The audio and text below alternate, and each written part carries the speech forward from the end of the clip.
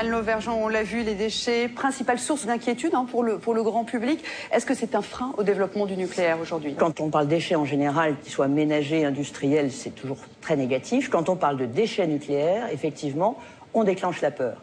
Est-ce que vous pouvez comprendre que pour le grand public, il y a encore des craintes, peut-être irraisonnées, mais des craintes? Ah, mais je crois que les peurs, les émotions font partie des choses que le monde du nucléaire n'a pas assez entendues. Manque de transparence de votre part? Manque de transparence historique, mais surtout manque de compréhension. Il y avait toujours un discours très rationnel, ne vous en faites pas, on s'en occupe, et vous n'avez pas à regarder. Nous, on pense exactement le contraire. C'est-à-dire que les gens ont le droit de savoir, ont le droit d'en savoir plus, ont le droit d'avoir des peurs, ont le droit de pouvoir les exprimer, et on doit pouvoir en débattre. Donc ça, voilà, il n'y a pas de tabou, il n'y a pas de sujet caché, parlons-en.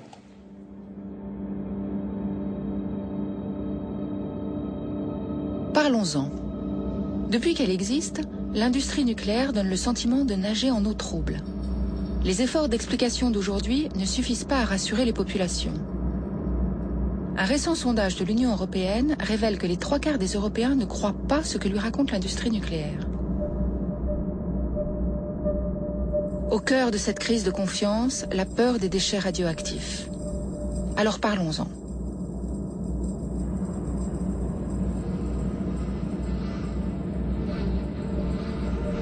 Ces images, tournées en juin 2000, ont choqué l'opinion publique. Elles ont révélé le problème que posent les déchets nucléaires. Certains fonds marins sont tapissés de fûts radioactifs éventrés. Que contenait-il exactement? Les déchets les plus dangereux naissent au cœur des réacteurs nucléaires. Pour alimenter une centrale, des assemblages d'uranium, un minerai radioactif, sont placés dans le cœur du réacteur. L'uranium est le combustible d'une centrale. Dans ces assemblages, l'uranium réagit. C'est la fission nucléaire. Les atomes d'uranium projettent des particules, les neutrons, qui percutent les autres atomes et les cassent. Ils libèrent alors une très forte énergie. Les assemblages d'uranium chauffent et le réacteur fait bouillir de l'eau. Les turbines produisent alors de l'électricité. Au bout de quelques années, les assemblages sont épuisés et doivent être changés. On les retire du réacteur pour les mettre dans des piscines où ils vont refroidir plusieurs années. Ils sont devenus un déchet radioactif. À l'intérieur des assemblages, de nouveaux éléments sont apparus comme des gaz et des métaux à qui on a donné des noms parfois étranges. Le plutonium, le césium, l'américium, le krypton et bien d'autres. Leur durée de vie va de quelques fractions de secondes à plusieurs millions d'années. Ces déchets radioactifs sont dangereux et doivent être isolés.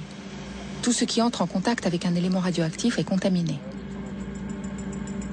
Les tubes d'uranium sont donc des déchets, mais aussi tout ce qu'ils touchent. L'eau et les liquides, les bâtiments, les outils et les vêtements des travailleurs.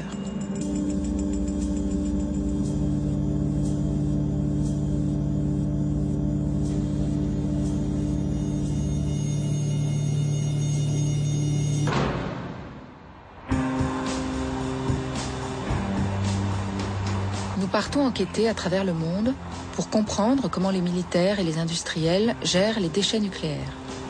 Représente-t-il un risque pour les populations?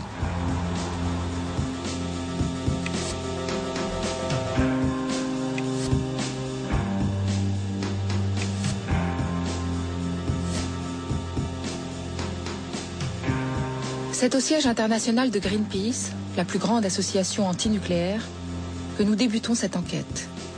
Ils sont les auteurs des images des fûts radioactifs éventrés au fond de la mer. L'ONG ouvre les portes de son trésor, ses archives vidéo.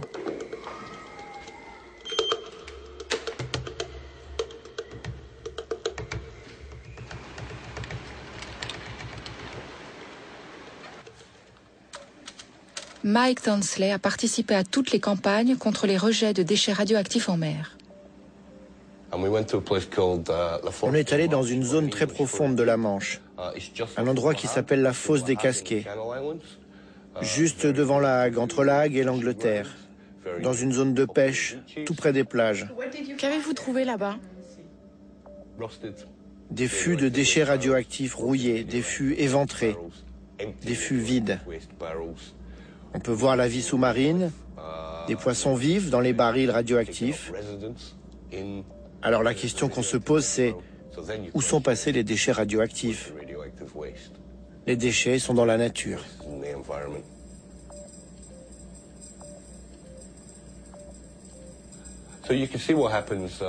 Là, vous pouvez voir ce que c'est devenu. Ça n'a pas disparu dans un grand trou noir au fond de la mer. Ça pollue la mer, ça arrive dans la chaîne alimentaire et ça risque de finir dans votre assiette. Ces particules radioactives qui peuvent se retrouver dans la chaîne alimentaire sont-elles dangereuses? La radioactivité est un rayonnement qui peut pénétrer dans le corps. L'homme est soumis en permanence à une faible radioactivité naturelle, par exemple en prenant l'avion ou en se promenant sur des zones granitiques. Il est atteint plus fortement lors de l'explosion d'une bombe atomique ou en se retrouvant à côté d'une source radioactive. C'est l'irradiation. Mais il risque aussi de consommer de l'eau et des aliments contaminés ou de respirer des gaz et des poussières radioactives.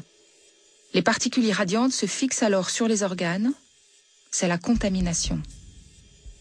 Le rayonnement radioactif est similaire à un mitraillage d'électrons. En pénétrant dans le corps, il casse les molécules d'ADN. Si l'irradiation est faible, le corps arrive parfois à réparer l'ADN. Mais lorsque le rayonnement est trop important, il n'y arrive plus. Les molécules cassées peuvent alors entraîner des maladies digestives, cardiovasculaires, ou, plus grave, des cancers ou des anomalies génétiques. Tous les rejets de particules radioactives dans l'environnement peuvent donc être nocifs. Est-ce que c'était une pratique courante à l'époque? Tout le monde le faisait. Les Anglais, les Français, les Américains, les Russes, les Japonais. Toute l'industrie nucléaire jetait ses barils de déchets radioactifs à la mer. C'était l'époque où ça n'intéressait personne. La mer était juste considérée comme la plus grande poubelle du monde.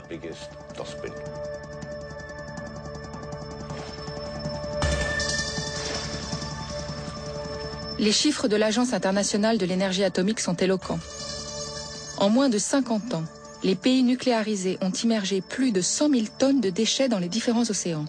Les Britanniques ont, à eux seuls, rejeté 80% du total. Et la Suisse, qui n'a pourtant aucune côte, arrive seconde au palmarès.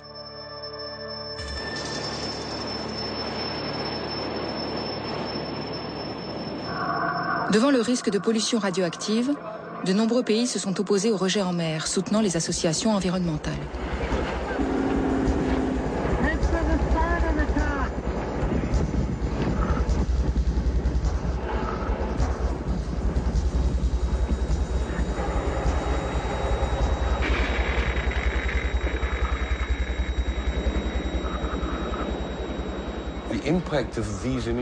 Grâce à l'impact de ces images, on a fini par remporter une victoire. Et ça a pris encore 10 ans avant qu'on gagne définitivement la campagne. Et on a réussi à arrêter les rejets en mer de déchets radioactifs à partir de bateaux. En 1993, un traité des Nations Unies a finalement interdit l'immersion de tout déchet nucléaire. La France est la dernière à signer l'accord. Cette interdiction est une victoire pour la protection de l'environnement. Mais de nombreuses zones d'ombre existent encore sur la gestion des déchets radioactifs. Le nucléaire a été développé par l'armée et il est très difficile de savoir ce qu'ils ont fait avec les déchets. Beaucoup d'informations sont protégées par le secret militaire.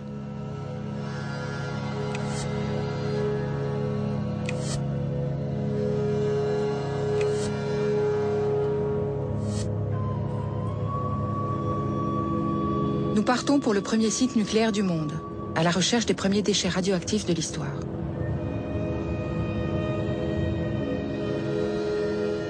En 1942, en pleine Seconde Guerre mondiale, le site de Hanford est choisi par l'administration Roosevelt pour développer l'arme nucléaire.